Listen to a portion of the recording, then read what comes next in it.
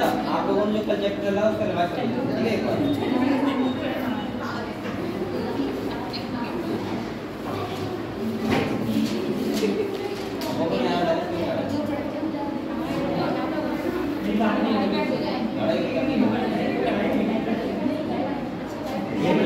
ये बच्चे पता है ये रेगुलर है ना, इन्हें एसटीएम बहुत प्रॉब्लम है। अगर आप लोग आओगे तो फर्क होना ना होना अलग बात है, लेकिन आपको रेगुलरिटी रहना चाहिए। रेगुलर नहीं, यहाँ पे ही मान लीजिए कि मुझे पढ़ाई तो होती है, ये आने आने का कुछ चाहता है थोड़ा सा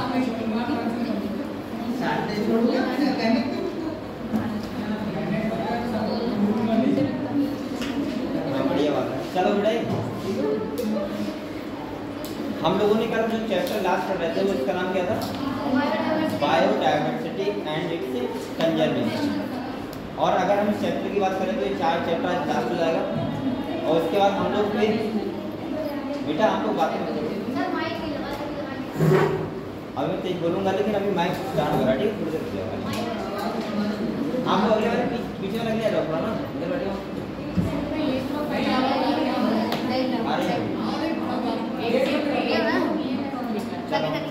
लेकिन आपको शांत हो जाओ, मेरी आवाज आएगी। मैं ये कह रहा हूँ ये चैप्टर होने के बाद बेटा हम लोग एक बिल्कुल पूरी तरीके से आपके पास लगभग बचेंगे 25 दिन, 25 डेज, और मैं चाहूँगा कि 25 डेज में आपका पूरा बायोलॉजी करवाऊंगा। बिल्कुल मेरे को विचार रखना, आपको एक चैप्टर के लिए मैं करवाऊंगा टोटल, ठीक है? और अगर आप लोग खास तरीके से घर पे पढ़ाई करोगे अच्छे तरीके से तो आप लोग का पूरा बायोलॉजी एक बार फिर से हो सकता है, ठीक है? कोशिश करना कि आप लोग डेली 2 से 3 घंटे बायोलॉजी पढ़ाई करते रहो और रेगुलर तरीके से। अगर आप लोग कर रहे थे बहुत बढ़िया बात है, और आप लोग करनी भी चाहिए, ठीक है? और इतना पढ़ाई बेटा आपको करना चाहिए।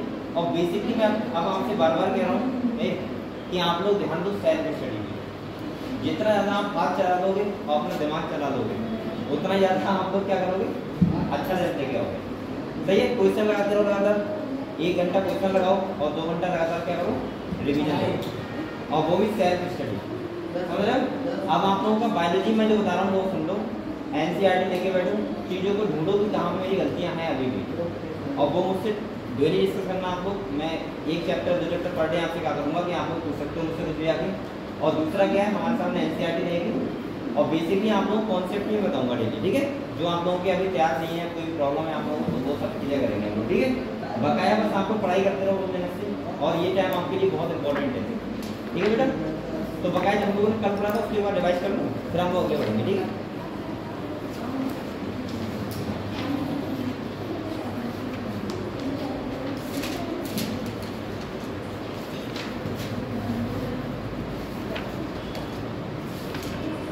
कल हम लोग पढ़ रहे थे उसका नाम, चैप्टर का नाम क्या है? Biodiversity and it's conservation.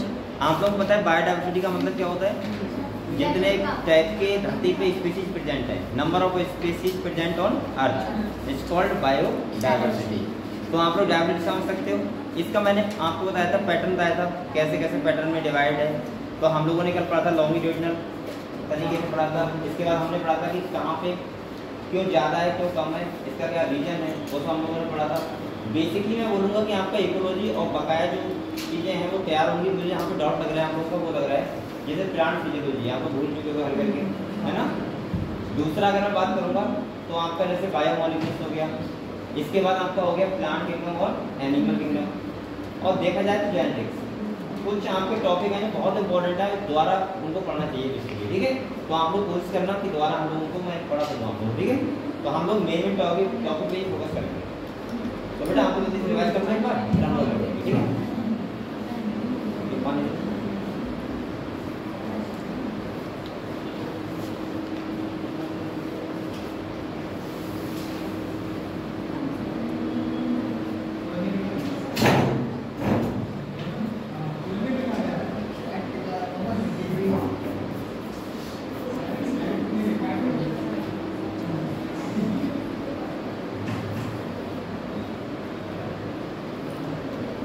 और आपकी जो फुल लाइन टेस्ट होगा उसमें यहाँ पे 3-4 बच्चों को बेटा बायोलॉजी फुल मार्क्स आने चाहिए। बहुत 10-20 मार्क्स कम हो, या आपने क्वेश्चन गलत लगाया सारे पूरे होने चाहिए। अब आप फुल लाइन टेस्ट दो, ठीक है, बायोलॉजी का। फुल लेंथ भी हो जाएगा और आप लोग 3-4 चलाएंगे अच्छा लगेगा आपको।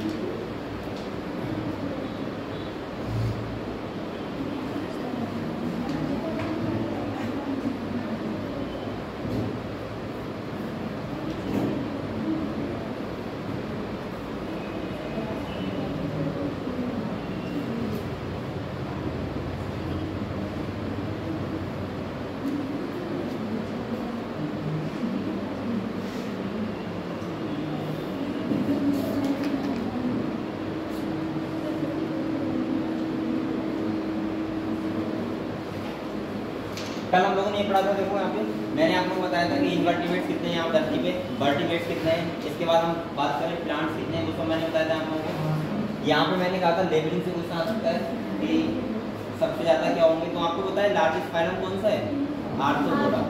मैंने कहा था टोटल 10 स्पीशीज अगर प्रेजेंट है उसमें से 7 किसकी हैं, इंसेक्ट की, और बकाया 3 किसकी हैं, अदर एनिमल। ठीक है, सेकंड लार्जेस्ट फाइलम कौन सा है बेटा, मोलस्क का, तो सेकंड नंबर वही आएगा। इसके बाद यहाँ पे बात करें तो मैंने कहा था फिशेस सबसे ज़्यादा होती है। इसके बाद आप लोग देख सकते हो बर्ड्स हैं, इसके बाद रेप्टाइल्स हैं, और उसके बाद मैमल्स और एम्फीबियंस हैं। यहाँ पे अगर हम बात करें तो हम लोग बात कर रहे थे फंजाई एंजियोस्पर्म सबसे ज़्यादा होते हैं, और बेसिकली इसके बाद आपके एल्गी हो गए, मॉसेस हो गए, और इसके बाद फर्नलैंड, और लास्ट में क्या है, लाइकेन्स। ठीक है, ये सब हम लोगों ने पढ़ा था, मैं क्या कर रहा हूँ। इसके बाद हमने पढ़ा था बेटा पैटर्न क्या है, तो मैंने कहा था लैटिट्यूडनल ग्रेडियंट का मतलब बताया था, जैसे आप साउथ और नॉर्थ पोलो की साइड जाओगे तो हमेशा जो स्पीशीज रिचनेस होगा वो क्या होगा, कम होगा, यानी कि बायोडाइवर्सिटी क्या होती है, कम होती है। ठीक है, जैसे यहाँ पे कुछ नंबर लिखा हुआ है उनको आप लोग अंडरलाइन करते रहो, और मैं ये बोलूँगा कि इस चैप्टर में आप लोग कोशिश करना बेटा क्वेश्चन लगा दो 100। जब हम 100 क्वेश्चन लगा दोगे, एक बार उनको चेक कर लोगे, आप लोगों के नंबर ऑटोमेटिक आ जाएगा।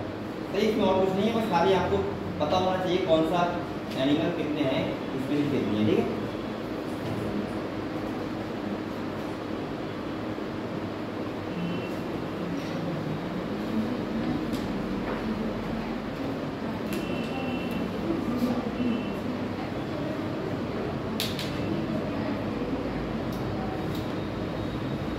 चलो हम लोग इससे पढ़ते हैं। तो हम लोगों ने कल इतना पढ़ लिया था। अब देखो अगले बेटा, इसके बाद मैंने बताया था स्पीशीज एरिया रिलेशनशिप। मैंने कहा था यहाँ पे जैसे जैसे आप एरिया बढ़ाओगे वैसे वैसे स्पीशीज रिलेशनशिप क्या रहेगा, बढ़ता रहेगा, लेकिन एक टाइम तक उसके बाद क्या हो जाएगा, कांस्टेंट हो जाएगा। सही है, यहाँ पे आप लोगों को ये पता होना चाहिए। इसके बाद इंपॉर्टेंस क्या है, तो मैंने कहा था इंपॉर्टेंस सबसे ज्यादा बायोडाइवर्सिटी की यही होती है कि हमारा जो इकोसिस्टम होता है वो क्या होता है, स्टेबल होता है। स्टेबल का मतलब तब स्टेबल होगा जब वहाँ पे बायोडाइवर्सिटी क्या होगी, ज्यादा होगी, और जहाँ पे बायोडाइवर्सिटी कम होती है वहाँ पे कैसा रहता है, अनस्टेबल। अनस्टेबल का मतलब होता है कि इकोसिस्टम में कौन स्पीशीज कब एक्सटिंक्ट हो जाए, कब खत्म हो जाए। सही है, कुछ नहीं पता होता। या हम लोग वैसे बोल सकते हैं कि जो फूड चेन होती है वो बहुत कम होगी, वहाँ पे स्पीशीज खतरा बहुत रहेगा। सही है, वहाँ पे जो एटमॉस्फेयर होगा वो सही नहीं रहेगा, और जहाँ पे बायोडाइवर्सिटी बहुत ज़्यादा होती है वहाँ पे स्टेबिलिटी बहुत ज़्यादा होती है। जैसे अगर हम इंडिया की बात करें तो यहाँ स्टेबिलिटी क्यों ज़्यादा है, क्योंकि बेटा यहाँ पे क्या है, बायोडाइवर्सिटी ज़्यादा है। वरना बहुत देश ऐसे हैं जो फाइनेंशियली भी खाने के लिए बहुत ही कम चीज़ों पे खाली डिपेंडेंट रहते हैं, लेकिन हम लोगों के पास हज़ारों ऑप्शन है। ठीक है, तो ये सब हमने आपको कल बताया था। इसके बाद लॉस ऑफ बायोडाइवर्सिटी की बात करें तो आपको यहीं से पढ़ना था ना, लॉस ऑफ बायोडाइवर्सिटी। अब बेटा अगर हम यहाँ पे बात करें लॉस ऑफ बायोडाइवर्सिटी की, तो एक टाइम पे आके तो बायोडाइवर्सिटी अच्छी खासी बढ़ी थी, लेकिन हल्के हल्के अब ये क्या हो रही है, कम हो रहा है, यानी कि मैं बोल सकता हूँ स्पीशीज बहुत ज़्यादा खतरे में है। अगर यहाँ पे हम देखो जो एवरेज बताया है इन्होंने, यहाँ पे कह रहे हैं, जैसे यहाँ पे देखो 2004 में डॉक्यूमेंट था एक्सटेंशन ऑफ 784 स्पीशीज, इंक्लूडिंग इसमें 338 क्या है वर्टिब्रेट्स, 359 क्या है इनवर्टिब्रेट्स, और 87 क्या है plants in the last 500 year.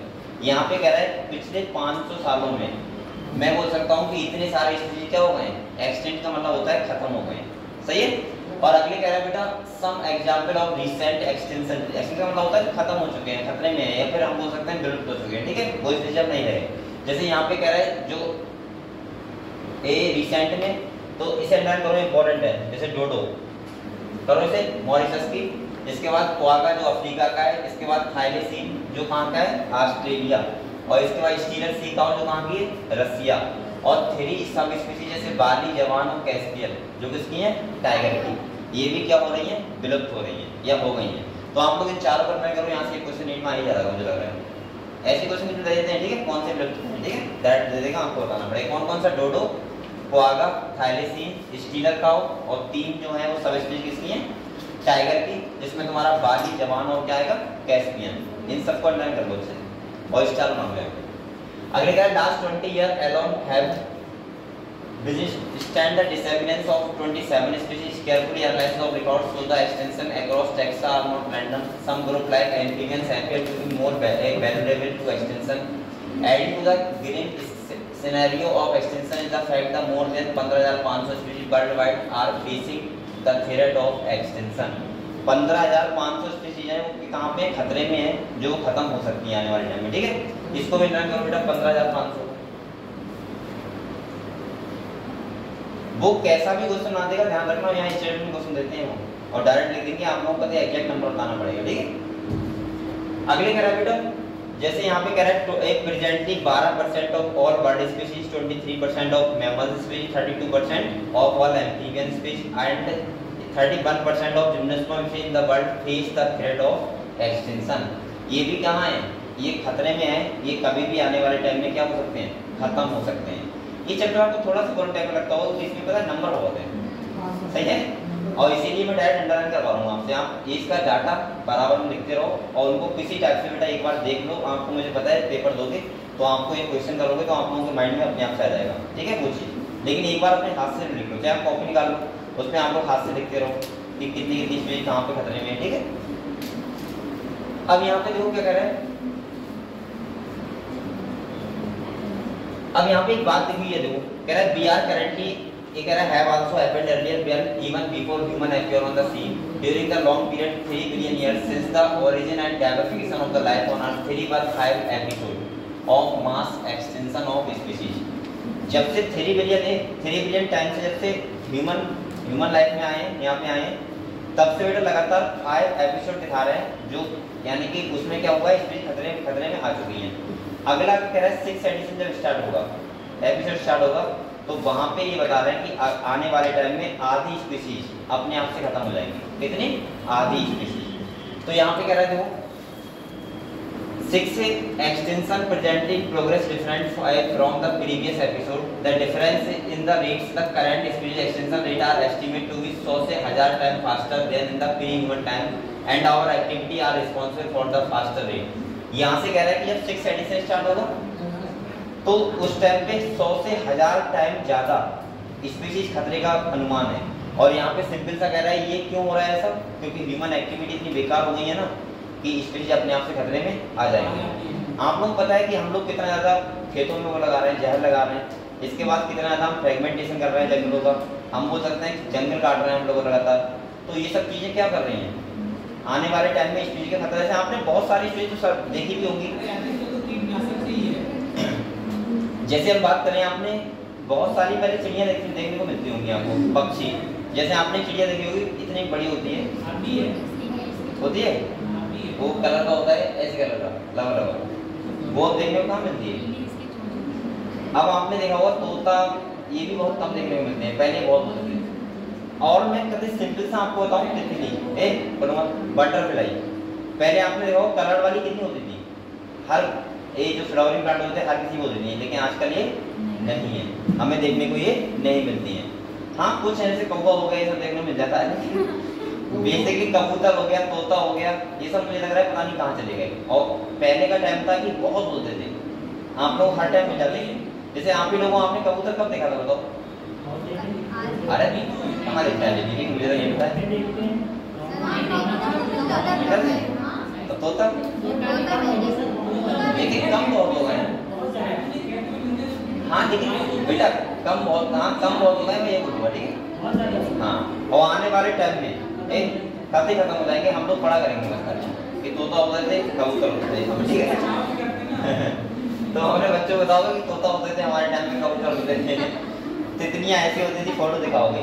अच्छा ये तो आपने भी देखा होगा तितली, पहले के टाइम में जो कलर वाली होती है बड़ी बड़ी, उन्हें पकड़ते थे, बहुत होते हैं, लेकिन आजकल वो नहीं देखने को मिलती उतनी। हाँ मैं नहीं कह रहा हूँ कभी खत्म हो गई, लेकिन आज खत्म होने वाली है, वो भी बहुत कम हो गई है। अब आपको फ्लावरिंग प्लांट में कहाँ देखने को मिलती है? नहीं देखने को मिलती है। चलो अगले देखो बेटा, यहाँ पे सिंपल सा कह रहा है, in general loss of biodiversity in a region में लीड टू अ, जैसे decline in plant production. Second कह रहा है lower resistance to environment such as drought, and seeds कह रहा है increase variability in certain ecosystem process such as plant productivity, water use and pest and disease cycle। यहाँ पे simple सा आप समझ सकते हो, ये सब मैं आपको बता चुका हूँ कि बेसिकली अगर आपको पता है जैसे जैसे बायोडायवर्सिटी खत्म होगी वैसे वैसे आपका इकोसिस्टम कैसा हो जाएगा, अनस्टेबल हो जाएगा। और आने वाले टाइम में बेटा, आने वाले टाइम में ह्यूमन का जिंदा रहना ही बहुत मुश्किल हो जाएगा, क्योंकि हम लोग पता है इतना ज़्यादा यहाँ पे पॉल्यूशन कर रहे हैं, इतना ज़्यादा पॉल्यूशन हो रहा है यहाँ पे, ये आप लोग समझ भी नहीं सकते। अगर देखा जाए तो आपको पता है वाटर पॉल्यूशन, इसके बाद तुम्हारा एयर पॉल्यूशन हो गया, इसके बाद सॉइल पॉल्यूशन हो गया, और ये सब, और ह्यूमन की जनसंख्या लगातार बढ़ रही है, तो आने वाले टाइम में क्या होगा, मुश्किल भी होगी। सही है, बहुत सारी स्पीशीज ऐसी हैं जो आप लोगों ने देखी भी नहीं है, वो खतरे में है। सही है, और वो खत्म हो जाएंगे, जब तक आप उनके बारे में जान पाओगे। अगले कह रहे हैं देखो, अगर हम कॉजेज की बात करें तो यहाँ पे देखो सबसे पहला है हैबिटेट लॉस एंड फ्रेगमेंटेशन, ये एक मेन रीजन है। हैबिटेट लॉस का मतलब पता है क्या है? जैसे जंगल है, हम लोग उसका फ्रेगमेंटेशन का जानते हैं क्या होता है? उसका मतलब होता है कि हम उसमें रोड निकाल रहे हैं अपने घूमने के लिए, चीज़ें बनने से। अब आप ये जंगल ले लो, अब यहाँ पे क्या होगा कि आप लोग लगातार अगर यहाँ पे टूरिस्ट एरिया बनाओगे और वहाँ पे जाके दुकानें बनेंगी, फिर घर लोग बनाएंगे, लगातार रोड बनाते हैं हम लोग, तो जो एनिमल, हम लोग अपने तो देखना है फायदा कि हम वहाँ पे जाके घूमेंगे, सब चीज़ों को देखेंगे, लेकिन जो वहाँ पे स्पीशीज रह रही है उनके लिए क्या है, खतरा है, क्योंकि उनका फूड चेन टूट जाता है, उनका हैबिटेट खत्म हो जाता है। अब यहाँ पे आप लोग ये समझ सकते हो कि जंगल का कटान इतना तेजी से हो रहा है इस टाइम पे कि आप लोग सोच भी नहीं सकते। इसके बाद पेड़ों का कटान आपने देखा होगा। अगर मैं सिंपल सा यही रीजन में बात करूँ, आपने आज से 10 साल पहले जाओ, मैं गाँव की बात कर रहा हूँ, मुझे लगता है कि ऐसा कोई ही शायद घर होगा जिसके घर में बाग नहीं हुआ खुद का पर्सनल, मतलब कुछ ना कुछ होते थे, किसी ने 2 बीघे में लगा लिया, किसी ने 5 बीघे में लगा लिया। आज बताओ ऐसा कोई इंसान है? बहुत कम है। हाँ मैं कहूँगा खत्म तो नहीं हुए, लेकिन अब बहुत कम रह गए इसके घरों में बाग होंगे, बहुत कम। जैसे किसी ने 1 पेड़ लगा दिया, 2 पेड़ लगा दिए खाने के लिए, ठीक है। तो और अब पहले क्या होता था कि 5 बीघा में बाग है, 10 बीघा में बाग है, तो क्या हो रहा है ये? हाँ अब ये बाग होते तो वहाँ पे पक्षी आते थे, रहते थे वहाँ पे और सारे इंसेक्ट स्पीशीज रहते थे, लेकिन अब वो क्या हो रहा है, खतरे हो रहे हैं। तो मैं ये सिंपल सा एग्जांपल बता रहा हूँ आपको। और वैसे अगर देखा जाए, आप लोग सोचो, अगर पूरे हम बात करें तो जंगलों का कटान कितना तेजी से हो रहा है, लगातार वहाँ पे बस्तियाँ बन रही हैं, नई नई लोग खेती कर रहे हैं, खेती के तरीके ढूंढ रहे हैं नए तरीके से। आपने चीज़ और देखी होगी, पहले अगर मान लिया किसी का 100 बीघा जमीन है, तो आपने देखा होगा पहले कि उसका 20 बीघा ऐसे ही पड़ा रहता था, मतलब वो खेती नहीं कर रहा है। अगर दूर जमीन है तो खेती नहीं कर रहा है, ऐसे ही पड़ा है, मतलब पशु चल रहे हैं वहाँ पे जाके, इंसेक्ट रह रहे हैं वहाँ पे, और सब एनिमल रह रहे हैं। और जब देखा जाए, अब देखो किसी का 1 बीघा छोड़ो, आदमी मेड़ जो होता है, मेड़ तो होता है वो रास्ता आने का, उसको भी काट लेता है, खेतों में ला लेता है। अब इतना ज़्यादा हो गया है। तो आप लोग खुद सोच सकते हो। ऐसी अगर मैं बात करूँ, आप लोगों ने बहुत देखा होगा, जैसे मैं अपने गाँव की बात करूँ तो हमारे इधर एक नदी है, उसके पास काफी दूर है ना, तो वहाँ पे जमीन होती थी, वो ऐसे छोड़ देते थे, ऐसी, मतलब वहाँ पे खेती नहीं होती थी। आज के टाइम पे वहाँ क्या, मतलब नदी को भी पाट रहे हैं कट करके, और उसमें भी खेती करनी है बड़े। तो जब हम लोग ये कर रहे हैं लोकल लेवल पे, तो जहाँ जंगल कटान सोचो कितना तेजी से हो रहा होगा। तो हम लोग ये बात करते हैं, तो समझ गए हम लोग हैबिटेट लॉस का मतलब क्या है। अब देखो यहाँ पे कह रहे हैं, यहाँ पे कुछ लाइन इंपॉर्टेंट है बेटा। This is the most important cause a driving animals and plant to extension. The most dramatic example of habitat loss come from tropical rain forest once covering more than 14% of the earth land surface. ये कितने area में था? 14% में। और यहाँ पे देखो ये रह कितने में गया है? 6% में। इसको टर्न करो, ये भी क्वेश्चन आ सकता है। क्वेश्चन वो कहीं से भी दे देगा, ध्यान रखना। कितना ये हमें ऐसे पूछेगा रेन फॉरेस्ट कितना था, कितना रह गया, ऐसे बोल देगा, ठीक है। अगले कह रहा है they are being destroyed fast by the time you finish reading this chapter 1000 more hectare of rain forest would have been lost. कितनी बड़ी बात लिखी है आपने। कह रहा है जब तक ये चैप्टर आप पढ़ के खत्म करोगे तब तक 1000 हेक्टर रेन फॉरेस्ट खत्म हो चुका होगा। इतना तेजी से वो खत्म हो रहा है, समझो। 1000 हेक्टेयर की बात कर रहा हूँ। इसका मतलब एक दिन का ये बता रहा होगा, चैप्टर आपने 2 दिन पढ़ा है तो इसका मतलब 1000 हेक्टेयर तब तक खत्म हो जाएगा। सोचो ना 14% से बेटा कितना परसेंट रह गया है, 6%। और ये 14% पूरा लैंड एरिया का बता रहा है। अब सोचो आप लोग, और आपका भारत पता है कितने एरिया में रहता है, 2.3% एरिया पता है मैंने। सोचो अभी कितना बड़ा ये फॉरेस्ट है। आप लोग बात करते हो जैसे हम लोग कल बात कर रहे थे, क्यों कहते हैं उसको लंग्स ऑफ प्लेनेट। हमारे इंडिया मतलब पहले बात तो ये सोचो पीडीवी कितना बड़ा है, सब पीडीवी का छोटा ही है। पूरा यूपी कितना बड़ा है, यूपी की बात करें पूरा आपने पूरा भारत में घूमा है, वो कितना बड़ा है। और ऐसे भारत के 3-4 हिस्से करोगे, 3-4 उतना बड़ा एक फॉरेस्ट है। और वो 14% एरिया में कितना रह गया है, 6% एरिया। अब लगातार इसका फ्रेगमेंटेशन हो रहा है तो बताओ वहाँ एनिमल क्या हो रहा है, खत्म ही तो होंगे। अब एनिमल के लिए जगह ही नहीं बची। अब आप लोग एक बार और बताओ, जैसे अगर हम मेढक की बात करें, सपोज मानो मेढक, पता नहीं क्यों मैं नाम ले लेता हूँ, अच्छा लगता था। अगर हम मेढक की बात करूँ, आपने देखा होगा जैसे पहले आपने देखा होगा जो घर होते थे, सही है, उनके पास जो नाली होती थी कच्ची होती थी, रोड कच्चे होते थे, वो आपने देखा होगा जहाँ तक पानी भरा था उनमें रहते थे। अब अगर आप देखोगे तो रोड पक्के, नाली पक्की, सब सीमेंट से बनी हुई है। इसके बाद घर में जाओगे तो घर में फर्श पड़ी हुई सबकी। अब मेढक रहेगा कहाँ पे, अगर आ भी जाएगा इधर गाँव की साइड में तो अब उसे क्या होना पड़ेगा, खत्म। ऐसी सांप का ले लो, सांप कहाँ रहेगी भाई, जब तुम हर खेत में अपना वो लगा रहे हो, रहने की जगह नहीं उनकी। पहले क्या होता था कि बहुत सारी जगह पड़ी जाती है, जैसे बाग पड़ा है, अब वहाँ पे रह रहे हैं बहुत सारे एनिमल्स। तो ऐसी करके यहाँ मत सोचो हर जगह ऐसा ही हो रहा है, और हर जगह अगर ऐसा होगा तो इसका मतलब क्या होगा, स्पीशीज खत्म ही होंगी।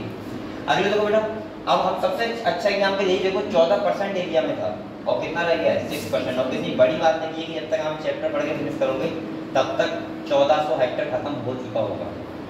इतना तेजी से खत्म हो रहा है। और आप लोग कोशिश किया करो सबसे ज्यादा पेड़ लगाया करो। आप लोग पेड़ लगाते हो? अच्छा, आप लोगों ने अगर देखा जाए, हेमंत से बात करूंगा स्टार्ट, तुमने कितने पेड़ लगाए अपनी लाइफ में? बड़े-बड़े पेड़ लगाए सर, पूछो मत, नहीं तो देखा ही कुछ तो और लगा, ये तो हमारे पेड़ लगाना था, और अभी आप खाने लगा ये पेड़ लगाया अपने घर में, घर पे लगाया, यहाँ पे तो शहर में घर पे नहीं लगा सकते इतना और पेड़। हाँ तो बेटा आप लोग कोशिश किया करो ज़्यादा से ज़्यादा पेड़ लगाओ, ठीक है। और पेड़ से बहुत फायदा भी मिलता है हमें। और मुझे लगता है ये बात गांव के लोगों के लिए वो वैल्यूबल नहीं है, वो बहुत पेड़ लगाते हैं, सही है। लेकिन जो लोग शहर में बराबर रह रहे हैं उनके लिए मैं कह रहा हूँ, ठीक है, जो बराबर शहर में रहते हैं उनके लिए पेड़ लगाना बहुत जरूरी है।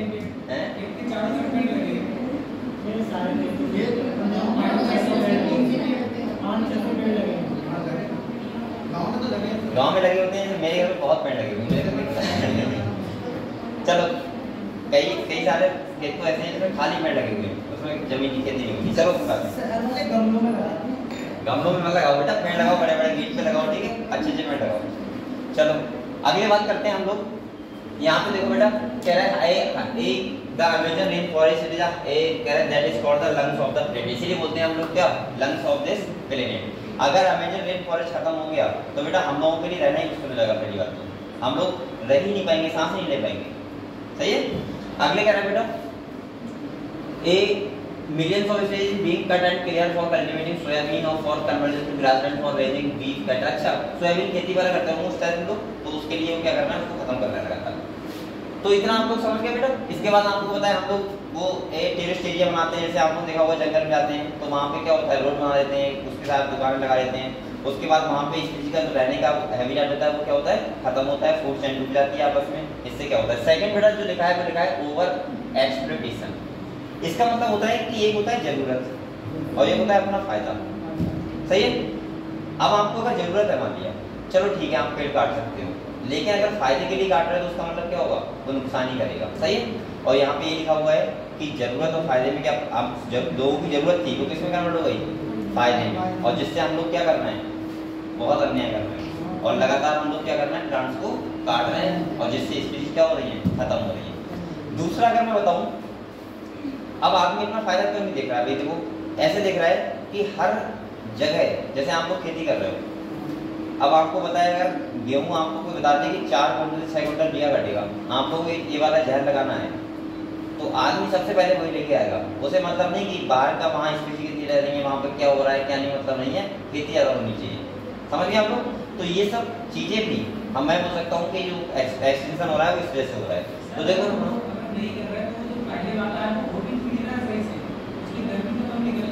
बेटा उसका रीजन ये है, देखो मैं बताऊँ, जैसे तुम्हारा खेत है उसके बराबर में एक खेत और है। अब मजबूरी क्या है आदमी किसान की कि अगर जैसे तुमने चाहा कि हाँ चलो हम नहीं लगाएंगे यार, बराबर लगा देगा। अब बराबर लगाएगा, वहाँ के सारे जितने इंसेक्ट हैं वो तुम्हारे में आ जाएंगे, तुम्हारा तो बहुत नुकसान होगा, इसलिए तुम्हें मजबूरी में लगाना पड़ेगा। तो यही तो हुआ कि अब पहले खेती नहीं होती थी, पहले होती थी लेकिन अब भी हो रही है। लेकिन वही बात है, हर आदमी लगा रहा है। अब तो ऐसा हो गया कि अगर कोई एक यूरिया कट्टा लगा रहा है, दूसरा बोलता है मैं 2 लगाऊंगा, अगर किसी ने एक स्प्रे की कहता है मैं 2 करूंगा, ऐसा होता है। तो ये सब हो रहा है, तो इसी वजह से क्या हो रहा है, प्रॉब्लम हो रही है। यही तो प्रॉब्लम है। अगले वो कह रहा है human have always depend on nature for food and shelter. अच्छा एक बात और है, मैं आपको रियलिटी बताऊं, ये इकोसिस्टम की जो वैल्यू है ये नॉर्मल पर्सन को नहीं पता है।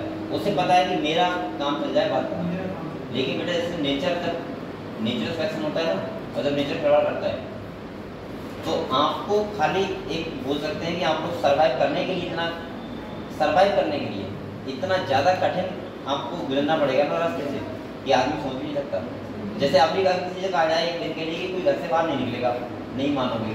अभी कोरोना आया था, 3 महीने घर में रहे थे, तो वो क्या था, नेचुरल सिलेक्शन मान लो, समझ गए आप लोग। तो जब परिस्थिति आती है तो काम करना होता है। लेकिन पहले से अगर तुमसे अभी कहा जाए कि एक दिन के लिए बाहर मत निकलो, तो कहेगा हम तो नहीं निकले, हम तो निकलेंगे। कोरोना आया, 3 महीने घर में रहे, तो वही चीज़ है। अब यहाँ पर देखो बेटा, कह रहा है depend on nature for food and shelter but where need turn to greed. Greed का मतलब क्या होता है, लालच।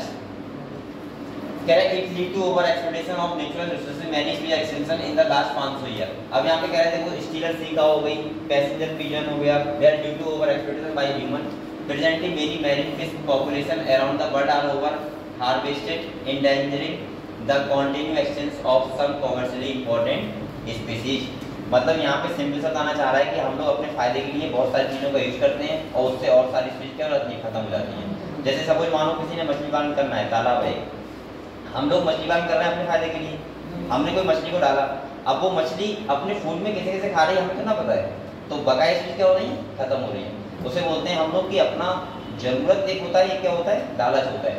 लालच की वजह से हम क्या कर रहे हैं, बहुत ज़्यादा स्पीशीज खत्म कर रहे हैं। अगला बेटा आता है एलियन स्पीशीज इन्वेंशन। यहाँ पे हम इन्वेशन, यहाँ पे मैं बोल सकता हूँ कि बाहर से जो स्पीशीज आती हैं वो यहाँ वाली स्पीशीज क्या करती हैं, खत्म कर देती हैं। देखो क्या क्या लिखा हुआ है, पढ़ो से भी आप लोग पढ़ते रहो इंटरनेट पर।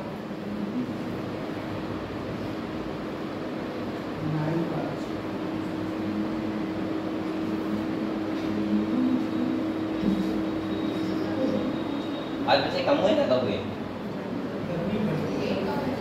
कौन सही है, रश्मि ध्यान रखेगी, सही कौन कम हो रहा है मुझे बताते रहो, मैं नाम लिखता रहूँगा। ऐसे बच्चों को अगले साल को मैं कभी यहाँ पर नहीं आने दूँगा। जो बच्चे मुझे लग रहा है कि हाँ कंटिन्यू पढ़ रहे हैं और मेहनत कर रहे हैं, बात मानते हैं, तो वो बच्चे तो सही है नॉर्मली क्योंकि बेटा यहाँ पे अब की बार चलो सही है, एक महीने छुट्टी हुई, लेकिन अब तो आपको आना चाहिए, यहाँ क्लास लग रही है।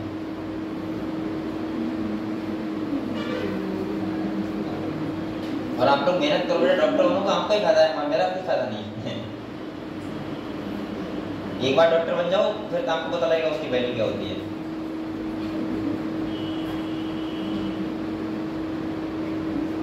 आप लोग सोचते नहीं है डॉक्टर बनने का, भाई कितना कितना ज्यादा एक पेरेंट्स को प्राउड फील होता है इस बात का।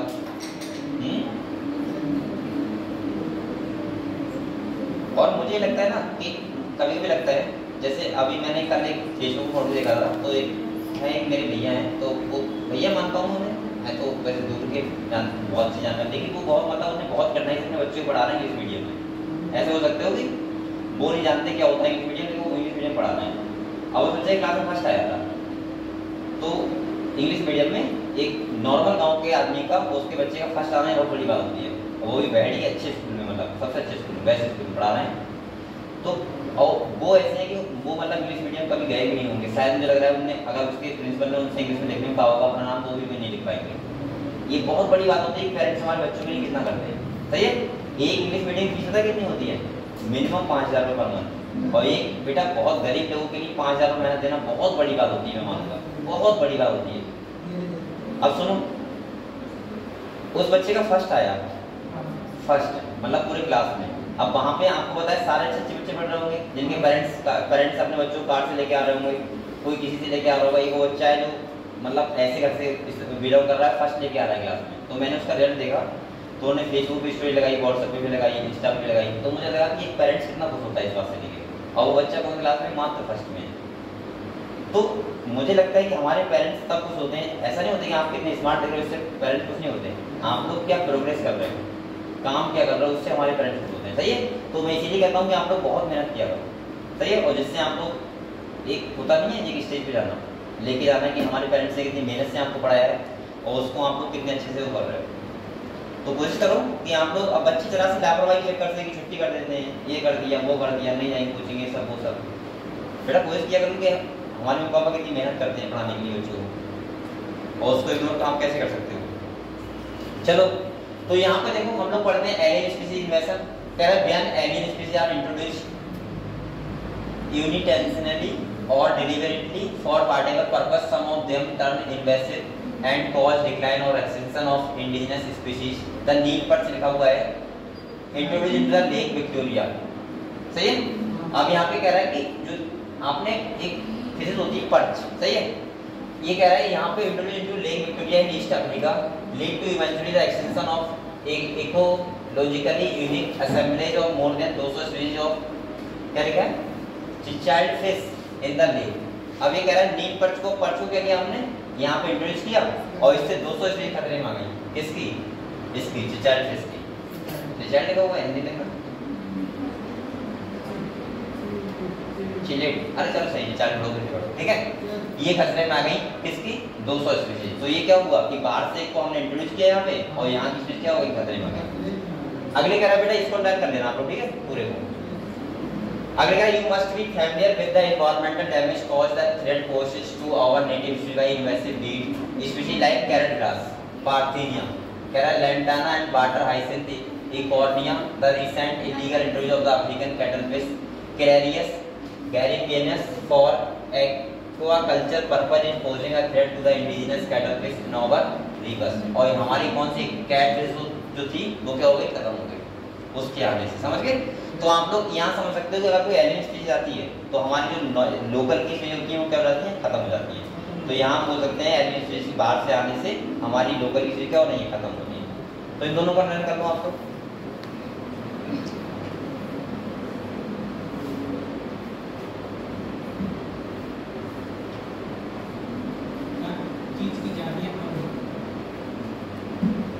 आज आपको लग रहा है कैसे बैठ रहा है क्या?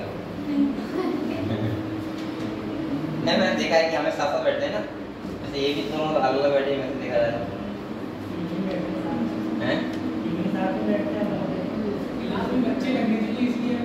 तुम दोनों सही बैठे तो अलग अलग बैठते, लेकिन ये तीन तो कभी अलग नहीं बैठे ना, इसलिए मैं कर रहा हूँ। लड़ाई होगी क्या? लड़ाई होगी तो इसलिए मारो आराम से। लड़ाई हो तो लड़ाई सो होना चाहिए ना, दिखना चाहिए।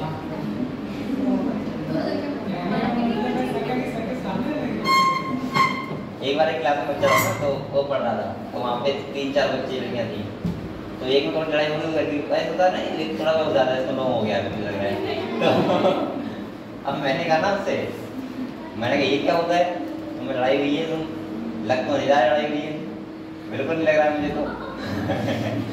अब वो दूसरी वाली तो रोने लगी, अब मैंने कहा वो रोने लगी, इतनी तेज रोने लगी, मैं अब भाई शांत जाओ, अब मुझे दिख रहा है लड़ाई हो गई।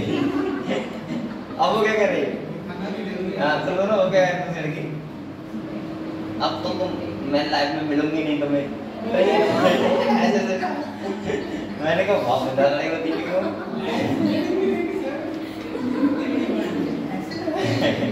तो छोटे बच्चे थे, 9th के बच्चे थे, तो मैंने रुला सा दिया लेकिन वो सही लगा। ऐसे ही वो एक मोहल्ले में होता है, मोहल्ले में बच्चे होते हैं, 2 लड़ जाए आपस में, तो तुम वो सही होंगे, लड़ने के बाद थोड़े सही होंगे, चलो शांत, अब कोई उनसे हल्के से कह दे, इसने ज़्यादा थोड़े तेज नहीं होता था, अब वो उतनी शुरू ऐसे मैंने एक बार करवा दिया था तो बहुत लड़ाई हुई थी। मैंने कहा भाई मैंने क्यों करवाया। दो बच्चों में लड़ाई हो गई तो मैं वहीं खड़ा था तो मैंने कहा तूने तो हल्के मारा था नहीं तेज को मारा तेरे। अब वो गाली दे रहा है दूसरा वाला कहाँ तुमने तेज मारा। तो मैंने गाली मत दे चाहे हो सकता है तो अपने घर पे कहते उसके बाद। अब वो रोते हुए वही घर पे गया। अब जैसे घर में होता है गाँव बच्चे ऐसे होते हैं घर में जैसे क्या गया उसकी मम्मी को गाली देती हुई आने दो। अब मैं वहाँ से आया कर गया मैंने कहा मैं ना नहीं। फिर उनकी दोनों मम्मी की लड़ाई हुई उसके बाद फैमिली शांत हो गई। तो मुझे पता लगा कितने बेवकूफ लोग होते हैं। सही तो इसीलिए मैं कह रहा था तुम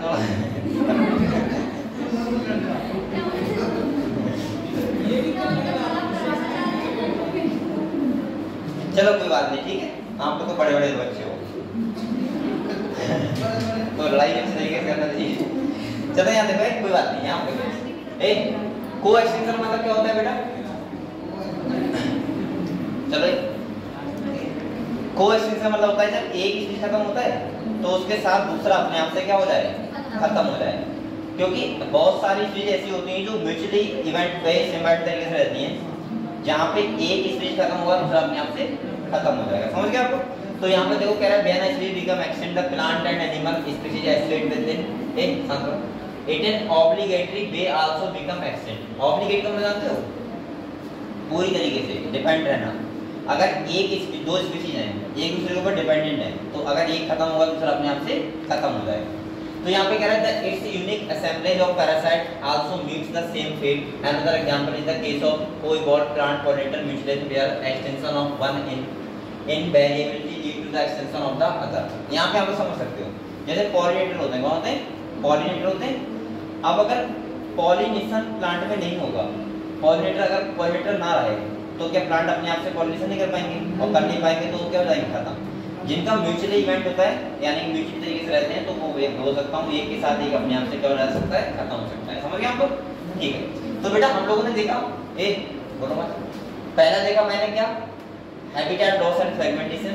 दूसरा देखा ओवर एक्सप्लॉइटेशन। तीसरा देखा एलियन स्पीशीज इन्वेजन और चौथा क्या देखा कोएक्सटेंशन। इस वजह से क्या हो रहा है यहाँ पे मैंने बार बार बता दिया आपको। जैसे हैबिटेट लॉस का मतलब है कि हम लोग हैबिटेट खत्म कर रहे हैं स्पीशीज का इसलिए वो खत्म हो रहे हैं। दूसरा बेटा क्या है ओवर एक्सप्लॉइटेशन का मतलब क्या है कि हमारा एक तो होता है क्या एक ये जरूरत होती है एक होता है फायदा तो हम अपने फायदे के लिए खत्म कर रहे हैं।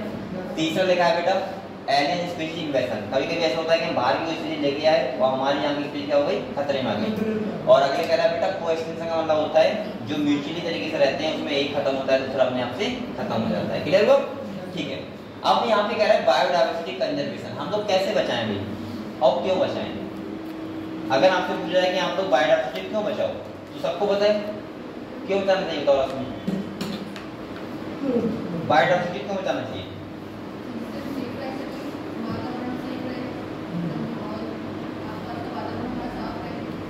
हाँ और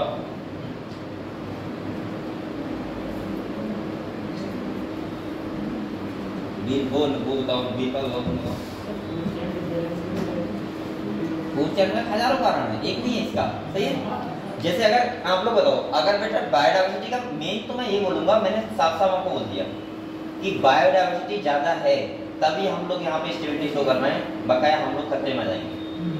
पहली चीज। दूसरी आपको पता नहीं है कितना ज्यादा हमें चीजें मिलती हैं। जैसे पहला आपको ऑक्सीजन मिल रहा है सही है। दूसरा आपको खाना मिल रहा है भाई प्रोटीन नहीं रहेंगे तो आप कैसे रह पाओगे। दूसरा तीसरा अगर मैं बोलूँ कि आपको पता है कितने सारे प्लांट से कितनी ज्यादा दवाइयाँ बनती हैं ये सबसे बड़ा फायदा है। इसके बाद अगर हम बोले तो आपका एटमॉस्फेयर जैसे ग्लोबल वार्मिंग ये बढ़ जाएगा खतरा। तो मैं ऐसे बोल सकता हूँ कि ओवरऑल अगर हम बोले तो मैं सिंपल सा बोल सकता हूँ कि बायोडायवर्सिटी ही इम्पोर्टेंट है हमें सर्वाइव करने के लिए। हम लोग ऐसा नहीं कर सकते कि धरती पर अगर तुम अकेले रह जाओगे सर्वाइव कर जाओगे। तुम क्या कर रहे हो कोई भी अगर जितनी ज़्यादा डाइवर्सिटी खतरे में कम हो रही है मतलब मैं बोल सकता हूँ जितनी ज़्यादा स्पीशीज खत्म हो रही है वो हमारे लिए खतरा बनता जा रहा है। और आने वाले टाइम में हमारा यहाँ का भी इन्वायरमेंट अनप्रेडिक्टेबल हो जाएगा। आप लोग बता नहीं पाओगे कि जून में गर्मी होगी या नहीं होगी। हो सकता है जून ठंड पड़ रही है और ऐसा देखने को मिल रहा है। जैसे आप अभी आपको पता होगा अगर आप थोड़ा महसूस किया होगा तो आपको पता होगा कि अब जो ठंड है वो बहुत कम पड़ रही है। देखा आप लोगों ने अब की साल आप लोग बता सकते हो वो वाली ठंड पड़ी तो तब एकदम ठंडने वाली ठंड थी, अरे कब तो बाहर नहीं जाएंगे। पूरी साल में तो नहीं पड़ी, पूरी साल में। और अब गर्मी देखना कितनी ज़्यादा पड़े, सही है। तो और ठंड का टाइम पीरियड भी कम हो गया है बहुत। मतलब जैसे अब ठंड ऐसा लगता है कि खाली बीच में रहती है 1 महीने, उसके बाद मौसम पहले भी थोड़ा नॉर्मल होता है, बाद का भी नॉर्मली होता है, सही है। जैसे अब जस्ट एग्जाम्पल बताऊँ, दीपावली का टाइम बताऊँ, सब बच्चों को पता होगा, छोटे जब दीपावली होती थी तो मुझे खूब ध्यान है कि उस टाइम पे मार्च स्वेटर वेटर ठंड इतनी पड़ती थी। अब की दीपावली ऐसी साइड पे घूम रहे थे, तो कहीं ना कहीं प्रॉब्लम तो है, और ये प्रॉब्लम किसकी है, इन्वायरमेंट की। और ये आने वाले टाइम में बिल्कुल खत्म हो जाएगा कि हम लोग अब यहाँ पे सोच सकते हो आप लोग, अगर ऐसा ही रहा तो ये साफ साफ कह रहा है कि अगले जैसे एडिशन स्टार्ट हो रहा है अगले 100 सालों में आधी से ज़्यादा डाइवर्सिटी खत्म हो जाएगी, आधी से ज़्यादा स्पीशीज यहाँ पे खत्म हो सकती हैं, और हो सकता है उसमें ह्यूमन भी इंक्लूड हो। क्या हो, ह्यूमन भी इसमें क्या हो, इंक्लूड हो।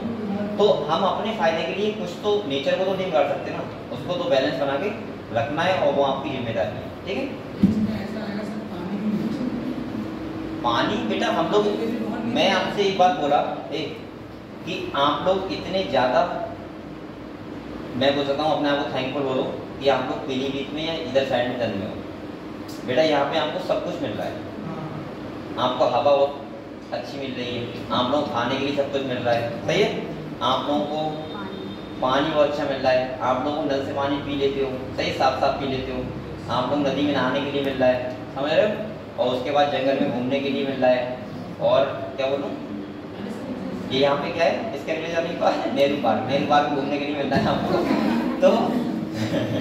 तो आप लोग बहुत अच्छी जगह रह रहे हो कि आप नेहरू पार्क में घूम रहे हो बेटा, वरना बहुत ऐसी जगह हैं जहाँ पे लोगों को पानी के लिए पीने के लिए पानी नहीं है, और खाने के लिए खाना नहीं है, उनके पास काम करने के लिए काम ही नहीं है। ऐसी जगह है आज भी यहाँ पे कि लोग इतना ज़्यादा फाइनेंशियली प्रॉब्लम में है ना कि उन्हें ये नहीं पता है कि सुबह खाना मिल गया, शाम को मिलेगा या फिर नहीं मिलेगा। तो आप लोग, और आप लोगों के पास, मैंने क्या बोला था, मैंने कहा बायोडाइवर्सिटी ज़्यादा होती है, सही है। तो प्रॉब्लम मेन तो हमारी ये होती है कि हमारे पास फाइनेंशियल तरीके से सपोर्ट करने के लिए बहुत सारी चीज़ें होती हैं। यहाँ पे अगर पीलीभीत की बात करूँ तो आपको ये पता है कि आप भूखे तो नहीं मरोगे, आप लोगों के पास 1000 ऑप्शन है, एक तरह से पैसा नहीं आएगा, दूसरी तरफ से आएगा, दूसरे तरफ से तीसरी तरीके से आएगा। लेकिन बहुत सारी जगह ऐसा है ना जिनके पास ऑप्शन ही खाली एक ही है, बस उनके पास जमीन ही नहीं खेती करने के लिए, उनके पास खाने से मान ली दुकान ही है बस। अब सोचो अगर 2 महीने बारिश हो रही, टूरिस्ट नहीं आ रहा है, वो क्या करेंगे बेचारे, कहाँ से खाएंगे। तो ये सब आप लोग मजबूरी समझ नहीं सकते लोगों की, हमारे पास ये बहुत सारे ऑप्शन है, सोचो। तो इसीलिए मैं कह रहा हूँ कि आप लोग बहुत अच्छी जगह को, और ये बहुत थैंकफुल मानो कि हम लोग यहाँ पे हैं। अभी जैसे आप जस्ट जाओगे इधर साइड में, हरियाणा साइड में जाओगे या राजस्थान साइड में जाओगे, या इधर जा तो दिल्ली साइड में, या फिर इधर साइड में जाओगे कानपुर साइड में, वहाँ पानी नल ही नहीं है।